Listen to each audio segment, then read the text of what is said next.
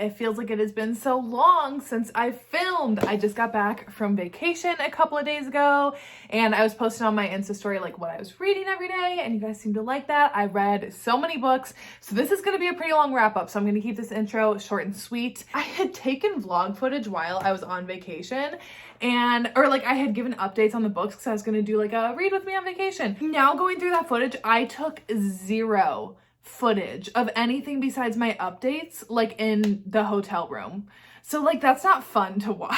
So I had to kind of like think more thoughts for this because I was planning on just being like, go watch that video for all these. Which I don't think I'm actually going to end up like editing and posting that video because I think it would just be kind of boring, honestly. So we got a lot to get through today. I read 20 books in the month of April. That's a big reading month for me. Typically I average around like 16, 17. Lots of 5 stars. Let's jump in. Let me scooch on over here a second so that way I can have this a little bit better over here. Okay, so first off, I started the month strong with a novella, and that is A Lesson in Blackmail by Katie Robichaud. So I uploaded a Purging My Goodreads TBR video a few weeks back, and I had said in that video, if I'm like unhauling your favorites from that, fight for them in the comments. No guarantee I'll put them back on, but let me know if there's something that I took off that you really think I would like. And I can't remember who had commented it now, but someone had commented saying like, you would love A Lesson in Blackmail by Katie Robichaud, check it out. And I read like their description and I was like sold. So I put it back on next. I went and read it pretty much immediately. And I'm so glad I did. I ended up giving this 4 stars. It's a student teacher, kind of. It's a librarian and a student, so like still student teacher-esque, but not like direct teacher to student, if that makes sense. BDSM, older woman, younger man trope, even though the hero in this is like 18 and the heroine is like 22. Like she's freshly graduated college. This is like her first job. So like very, very minor age gap here. Also, I'm just gonna apologize here because of like just getting back from vacation and getting caught up on work and things around my apartment and trying to like get this video up for you guys and like trying to cram this all in. I didn't take as much time taking my notes, so some of these names I probably remember. Some of the names for the people I didn't like take the time to look up because I just needed to get this film tonight. I cannot remember the hero and heroine's names out of this, but anyways, our hero, his parents and like his family's legacy is this like Black Hill Academy or whatever. So he's like, he can kind of do whatever he wants at school, and his mission is to kind of like make this librarian uncomfortable. He's like very attracted to her, and she is very shy. She's very like into her own. She doesn't really like have the confidence to like stand up to anyone or like stand up to him. Our heroine in this, she deals with a lot of mental health issues, so the way that she can kind of like release that is going to a club one night a week, like a BDSM club, and kind of getting like letting all of her inhibitions go to like get her reset for the next week. And our hero ends up stalking the heroine after school one day, trying to see like what she's doing, and ends up following her to the secretive club, and he ends up blackmailing her into teaching him what she knows about BDSM. And it goes from there. It's short, it's a novella, but it is packed full of like character and like actual relationship progression. And the thing that I specifically loved about this, I loved the mental health representation in this, especially our hero deals with OCD. I felt that it was like a very accurate portrayal and not just like characterized or anything. I'm really touchy with how OCD is represented in books because I feel like it's misrepresented very easily by like TV, movies, books, but I actually thought that this representation was great. I loved the anxiety representation in here as well, and honestly it was just a fun steamy time. So yeah, thoroughly enjoyed this. Thank you to the commenter to convince me to read this. I'm so glad I did. Next up, I did some rereads at the beginning of the month. I was rereading some of the Fallen Men series because Jess and Tori were both hosting like a Fallen Men read along leading up to Caution to the Wind. Obviously that release has been pushed back now, but I have not read the first 3 books in this series for a couple of years now, so I wanted to go back and at least reread those first 3. The newer 3 ones I all read last year, so I didn't bother rereading those, but I did reread Lessons in Corruption, which is book 1. This one, the first time around, I gave this one 3 stars. On my reread, I upped it to 4. I did enjoy it like more the second time around, I think because I just like have more of an appreciation for the world in King and Cress. So this one is a motorcycle club, student teacher, older woman, younger man. So Cressida, she's like 26 and married, but she was married like right when she was 18 to one of her parents' friends. Like they have like arranged this marriage kind of like forever, and her husband is a dud. We don't stand. And she's just not happy in her marriage. And literally at the beginning of this book, it is like insta love. She sees King across the parking lot and is instantly like, she's entranced, and she ends up going home and literally asking her husband for a divorce. And then sometime later, she's starting teaching at a new school because she's off on her own. Her parents have been like, go do your own thing then if you don't want to stay married to our best friend. Like, they take his side. Her parents are not the vibe. And King ends up being one of her students, and they end up in a relationship together. I love it. I love King. He is a simp. Overall, they're still probably my least favorite Fallen Men couple. However, that's not really saying a lot because I love all of the couples. So I feel like when you're looking at just like a lineup of great couples, they're great too. They just happen to fall towards the bottom of my list. But I did like this book more the second time around. And I also reread Welcome to the Dark Side, which is book 2. This is Zeus and Lou's book, and I loved this one again. I gave this one 4 stars on the reread. I gave it 4 stars the first time that I read it. I definitely, again, this is one that I had much more of an appreciation for with Zeus and Lou's story. I don't necessarily know what it was. I think because I knew how they get together and like how their story goes, that I just like could see it more from the very beginning, how they really were like soulmates. This one is a lot more taboo. It's a very large age gap. Again, motorcycle club, good girl, bad boy. So Lou, at the beginning of this book, when she is 7, there is a shooting outside of a church parking lot, and Zeus ends up like stepping in front of her and taking a bullet, but it does still hit Lou. But anyways, he ends up like saving her life, and she starts calling him like her guardian monster, and he ends up going to prison, but they end up kind of like writing letters throughout the years because Lou's parents are like not interested in her whatsoever. So she kind of like seeks friendship with Zeus, even though yes, he is like much older than her. Their relationship, obviously, it's very taboo. It's a big age gap. But then when she's older and he is out of prison now, she's determined to make something happen with him. And I loved it. I really appreciated how strong Lou was the second time around. I don't think I realized like what a strong heroine she is to have gone through like having cancer, having the shootout, the issues with her family.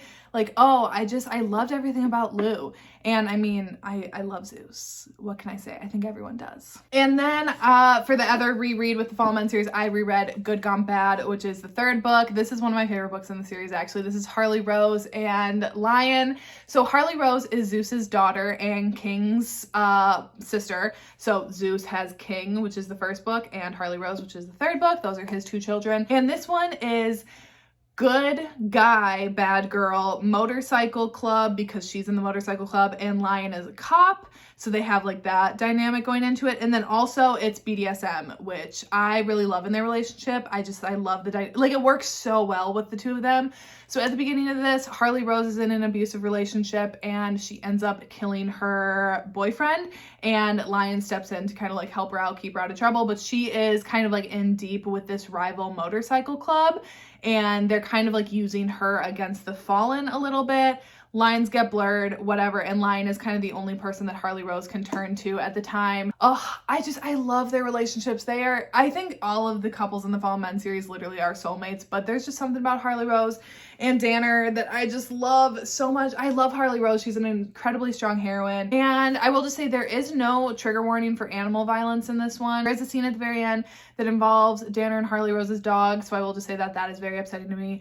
And I feel like that is pretty much never listed as a trigger warning, so even when we say like check triggers, I feel like animal violence is almost like never included in those. So I just want to preface that out here for this one. So if you are planning on reading this, just know that at the end there is a scene, and it makes me very sad. But I do love this book. I gave it 4 stars on the first read, and I stick with my rating of 4 stars after the second read. Oh, my back is killing me. So I'm kind of like slouching a little bit. The camera angle might be a little off, but oh, my back hurts. I think after like being on planes and stuff. The planes are not comfortable for 6 feet tall and above people. So next I read Hollywood Roommates by Elizabeth Briggs. I found this deep in my TBR video for that Goodreads video, and I wanted to read a reverse harem that's not like a darker reverse harem, because I feel like pretty much all of the reverse harems that I've read are dark, bully. So I wanted to read a lighter one.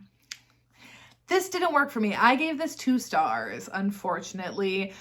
So our heroine in this one, her boyfriend breaks up with her. She thinks he's gonna propose, and she needs to move out of her place to live, but she's a teacher and it's over the summer, so she doesn't really have a lot of money or a lot of flexibility of where to go. So her best friend is like, hey, why don't you move in with my brother and his roommates? They have a spare room in this like really big house. Why don't you go move in with them? And when she arrives, she meets her best friend's older brother and his 2 roommates, which are brothers, and they are both actors, and like they're all actors, models, whatever. So anyways, it's Hollywood Roommates, best friend's brother plus size heroine, and did I miss anything? Did I say reverse hair? I've said that enough times. Anyways, I just didn't really like this. I thought it was all too like, it just worked out too cleanly. I didn't really vibe with the writing. I didn't vibe with any of the characters. I literally couldn't care.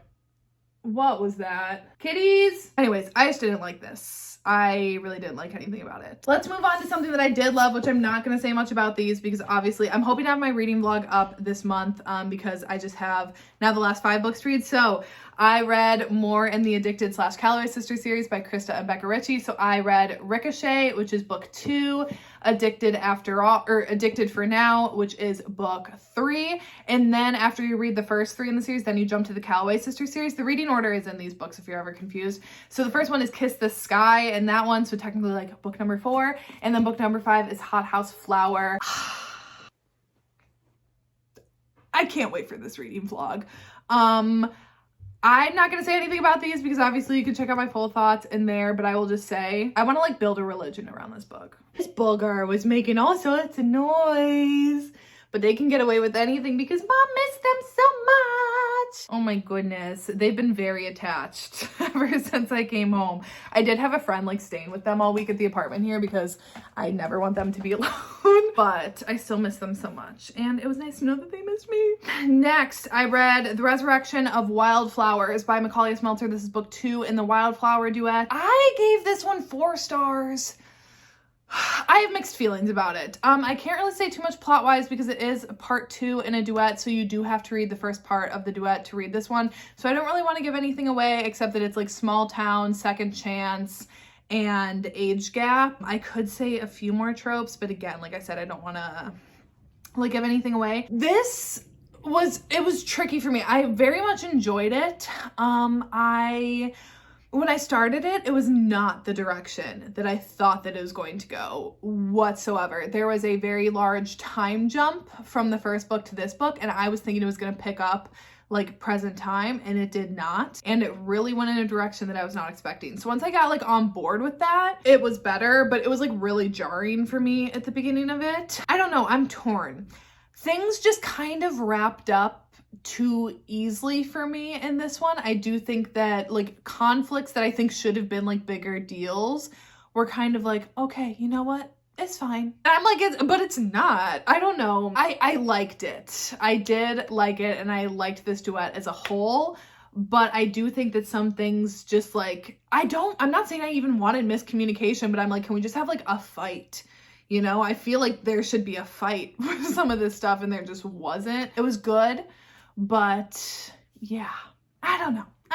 Anyways, next I read Praise by Sarah Kate. So I gave this one 4 stars as well. And this is an age gap, boss employee, ex's dad, and dom sub kind of relationship. So our heroine in this one at the beginning, she breaks up with her boyfriend, and in order to get her half of like their security deposit back from their apartment, because her dad was a co-signer, he got the check. And so she needs to go to his house and get the half of the check. And when she's there, he mistakes her as someone that is not his son's ex, to trying to get her security deposit back. And they have an interesting little interaction, and he ends up later offering her a job as being his assistant. He owns a sex club that is going to be opening. It was so good. I loved this. Y'all know I love ex-boyfriend's dad. Like, that is such a great trope, and I feel like there's not enough. I do have one recommendation video already with some recs that are that trope, but I just feel like there are not a ton. Like, I don't have a lot more outside of that video, and this just knocked it out of the park. I loved that the dad in this, that our hero in this, genuinely cared about his son and like what his son was going to think about the relationship. It really doesn't work for me in this trope when the dad is just like, I don't give a fuck about the son. It's like, but you should. I liked that he genuinely cared how the relationship was going to affect his son, and that it did kind of like cause some issues between him and the heroine, and it was just hot. I cannot wait. Eyes on Me is definitely on my TBR. That's the second book in the series that's on my TBR for this month. I cannot wait to read it. I just really loved Sarah Kate's writing. It's the first book that I've ever read from her, and it will by far not be the last. Like, I won't stop with the series. I have more of her backlist that I want to explore, but I loved this. Next up, one of my favorites of the month is Sin and Discipline by Lily White. I gave this one 5 stars. 5 stars. So this, again, I found deep in my Goodreads TBR, and it's a student-teacher romance. However, it is piano teacher and student. And it's a little bit darker, like a little bit on the darker side, age gap, forbidden, all that kind of goodness. So our heroine in this one is, she has graduated from high school, and it's like a scholarship piano program that she's competing in over the summer. And they bring in this very like well-known pianist, and he's in like orchestras, he's worked with bands, he's like a songwriter. Big kind of deal dude, and they bring him in to be the teacher. And before they meet in class, they have an interaction outside of class where the heroine literally tries to rob him. Like, he's leaving a store and she tries to pick his wallet and runs off with it. And anyways, they have like a great little interaction there. And then in class, they realize that it's each other, and it goes from there. Oh, it definitely is like more BDSM too. It's definitely more like of a dom sub kind of relationship. I guess there's a theme this month, but I'm into it. For this one, I will say, if you've read Dark Notes by Pam Godwin, you have to read this one if you liked it. Dark Notes is one of my all-time favorite books. Probably my favorite. Oh no, Sweet Dandelion is my favorite student teacher. Second favorite student teacher romance. One of my favorite dark romances. It's like, I love Dark Notes. If you love Dark Notes, you have to read this. Very similar premises, especially with the hero, like financially in like a better situation, and then the heroine not coming from like a great home situation. Definitely this one, the heroine's past is not as dark as Ivory's is in Dark Notes, but it's still, she's got some shit going on. It's just so freaking good. I literally loved it so much. I will be buying a physical copy of this at some point. It was so good. Then we're starting all my vacation reads. I only read Darlene Venom by Parker S. Huntington. This has been on my radar for a long time, but I haven't picked it up because it's a thick ass book. It's like 700 pages. I gave it 4 stars. So this one is an age gap, enemies to lovers, and kind of ex's brother, but more of like friend's brother, but like ex kind of, and deals a lot with mental health in this one. So definitely make sure that you're like in a good mind space to be reading this when you start doing it, because the mental health talk is very heavy and prevalent in this book. At the beginning, we start following our heroine, and she is going up to the roof at her school to basically end things. And up there she meets one of our heroes, and they kind of bond over what they're both there to do that night. And they kind of get to talking, and they're like, hey, you know what, let's meet up every single year on this day to just kind of like check in with each other, see how we're doing, you know, that kind of thing. And they strike up a friendship, and for the beginning of this book, we only get them meeting every single year on this day. And while our heroine starts to like get a little better, our hero just like, he never does. And unfortunately, he does end up committing suicide, and our heroine is left like reeling a little bit. And then we jump in the future, where then our heroine meets his older brother, and her kind of like friend slash lover from high school had talked about like how much he hated his older brother. So she already has kind of like a negative image of him. And they come together for like different reasons that they have to like kind of be going back and forth with each other. And anyways, it goes from there. Kellen. Okay, I thought it was Kellen. Okay, so Kellen is Charlotte's high school friend that they meet on the roof, and Kellen is the one that ends up committing suicide, and Tate is his older brother. I loved it. I thought the writing was great. I thought the characters were great. Again, I really loved the mental health representation. I loved our characters. I really felt connected to Charlotte and Kellen. I was instantly very like connected and in tune with them and their like mind space. Tate I did end up liking too. I didn't feel like as connected to him, but whatever. He was like a dick at times, but you know, I kind of like root hero, so it was fine. My problem with this is that I think it was like too long. It dragged out just like a little bit too long at the end, where I almost feel like it lost some of its impact because it did just kind of like drag at certain points. The one thing that can get kind of like touchy with me when we're talking about some of the things that it's talking about in this book is if at any point it almost like villainizes someone's actions or tries to say, how dare they, like trying to like pin someone as being like selfish in any way. I don't fuck with that when we're talking about certain things in this book, and it totally never went there, which I really appreciated. I thought that was done really well and was glad that it never like went into that territory, and the subject matter was handled with the care that it deserves.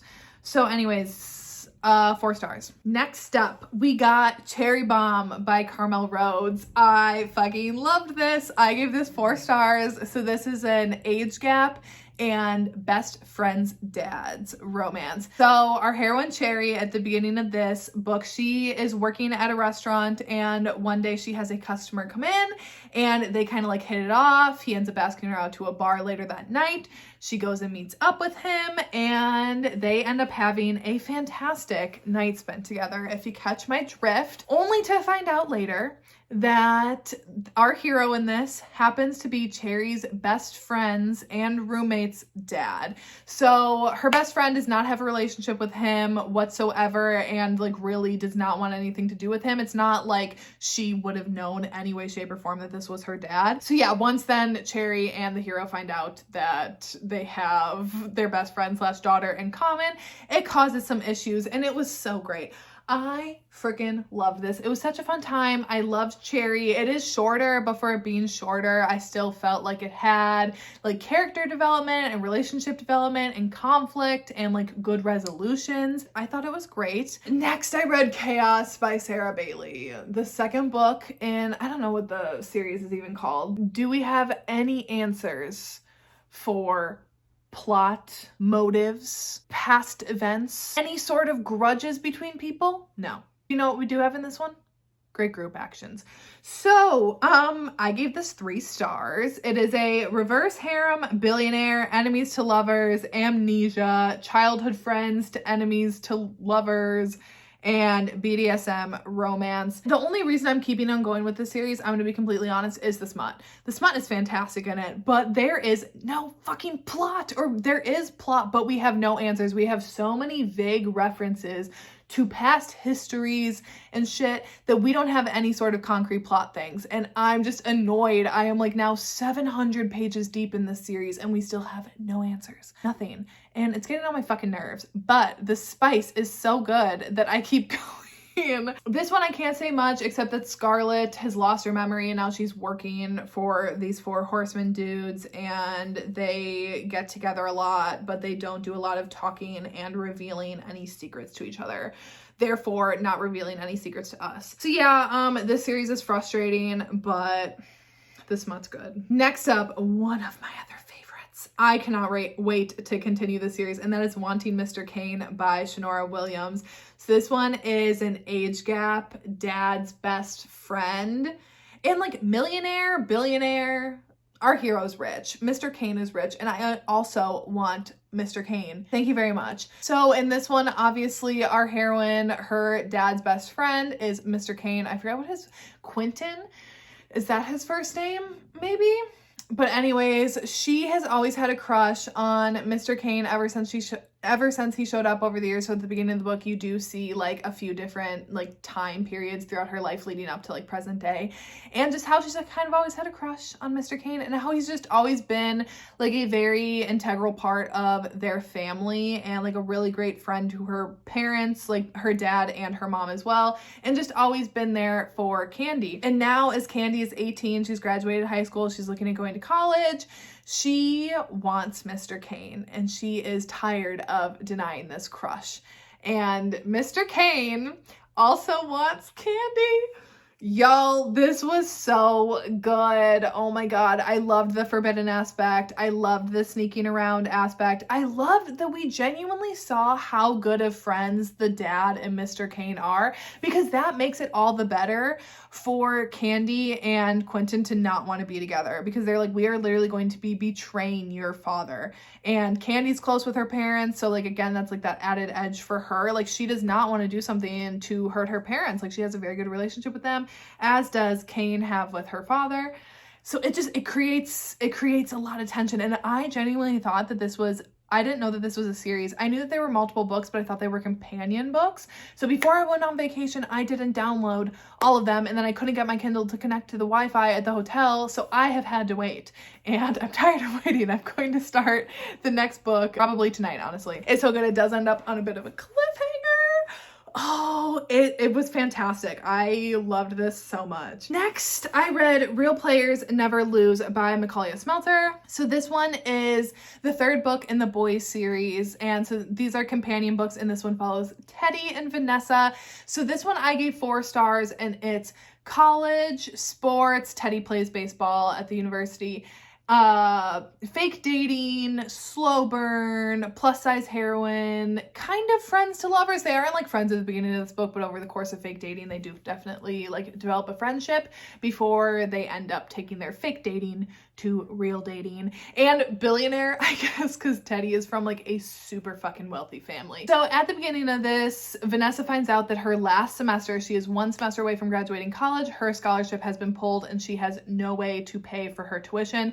And Teddy overhears this issue, and Teddy steps in and says, hey, let's strike a little deal here. I'll pay for your tuition. What is it, $40,000? Nothing to me. So he pays for her tuition if she agrees to be his fake girlfriend, because he is on the edge of losing his trust fund. His dad is a fucking asshole for multiple reasons. But Teddy got into a little bit of trouble where now his dad is like, you need to stay on like the straight and narrow path or I will take your trust fund away from you. Teddy ends up coming up with this lie of being like, oh, I have a girlfriend, you know, like I'm not like out. So Teddy needs someone to fill that role in fake dating.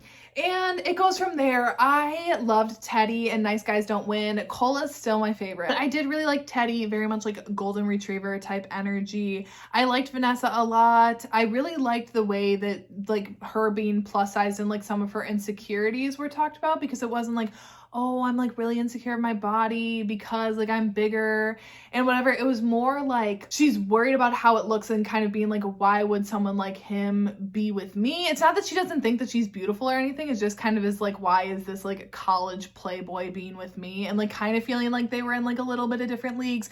It was something that for me that like I really felt like when it was described in that paragraph, I really like connected with it, because I totally felt that way in my last relationship. I was kind of like, what are you doing with me? Like, I know that I'm not ugly, but I'm like, you are like something else. And it's just like, I totally felt that. And I really liked the way that like Vanessa talked about her body and stuff. I really like this series. I just like college romances.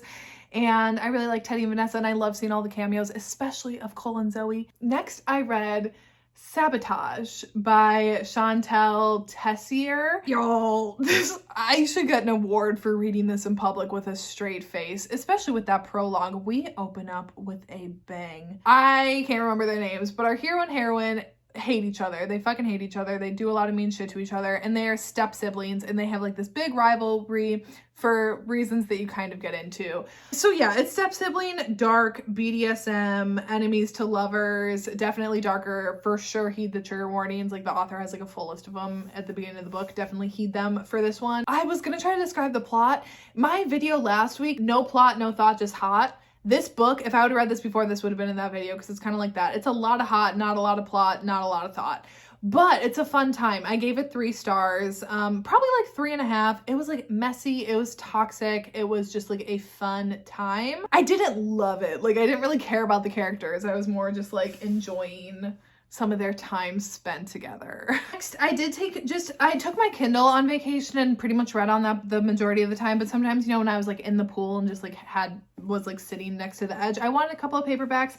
So I took Kingdom of the Wicked by Carrie Maniscalco with me on vacation. This is a YA fantasy book, and I gave this 3 stars. Why do I feel like I read 360 pages of like nothing? I don't know. I'm like, am I dumb while I'm reading this? Even in the reading vlog footage that you guys will probably never see, I was like, am I dumb?